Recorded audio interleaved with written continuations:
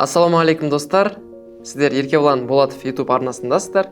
Және де бүгін біз бизнестағы менің өмірімдегі ең үлкен және де ең маңызды бір қағидамен сіздермен бөлісетін боламын. Видеоны соңына дейін көр, осы қағиданы есті және де өзіңнің өміріңде қолдан. Менің есімім Еркебұлан Болатов, менің миссиям жалпы көріп жатқан кісілерге, өсіп келе жатқан кәсіпкерлерге, немесе кәсіпте жүрген кісілерді өзімнің опытым арқылы білім беріп, оларға пайдалы болу.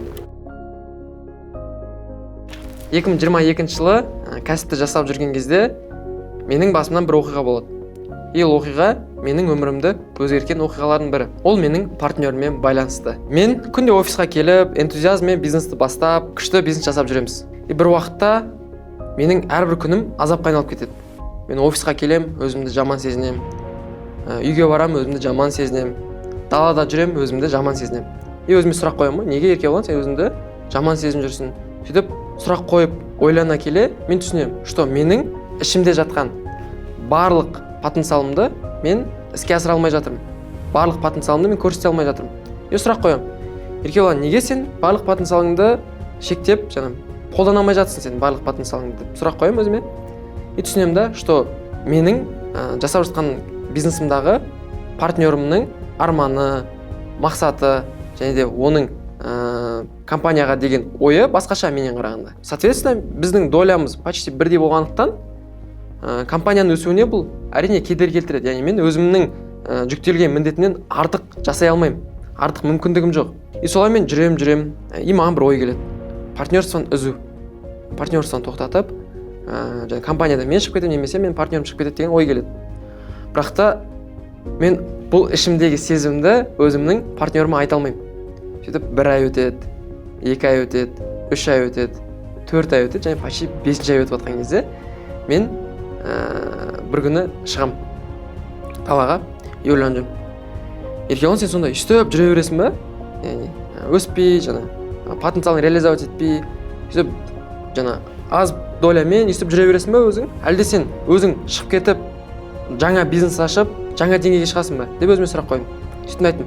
Не болса да, енді қанша дегенмен партнер менің жақын досым, бауыр басып қалсам да, мен өзімнің ішкі сезімімді айтып, ортақ бір екеумізге де тиімді шешімге келіп, осы проблеманы кетірем деп нақты шешім қабылдаймын. Сөйтіп офисқа кірем. Офисқа кірген кезде сотрудниктар барып отыр. Мен партнеріме айтамын, Асылхан деймін. Брат, жүрші, кабинетке кірейік, сөйлесейік, саған айтатын затым бар деймін. Екеуміз кіреміз. Мен оған барлық өзімнің сезімдерімді көркем түрде, ең бастысы көркем түрде жеткіздім. Айттым, брат, осылай мен өзімді максимально шектеп жатқан сияқтымын. Мен бұдан да үлкен зат мен қолымнан келеді, бірақ почему-то мен жасай алмаймын. Потому что менде өзімнің зона ответственности менде кішкентай. Сенің зона ответственностің бар, менің зона ответственностің бар. Мен сенікіне өтіп кете алмаймын. Соответственно, мен өзімді шектеп жатырмын. Давай, брат, осылай, немесе біз компанияларымыз бөліп аламыз, ол кезде Инап және Аброй компаниясы, немесе мен компанияларын шығып кетейін, немесе сен шығып кет деп екеуміз бірімізге талқыладық әңгімені. Талқылау барысында біз компанияны теңдей бөліп алып, яғни ол Инап компаниясын алды, ал мен Аброй компаниясын алып, екеуміз бөлініп кеттік.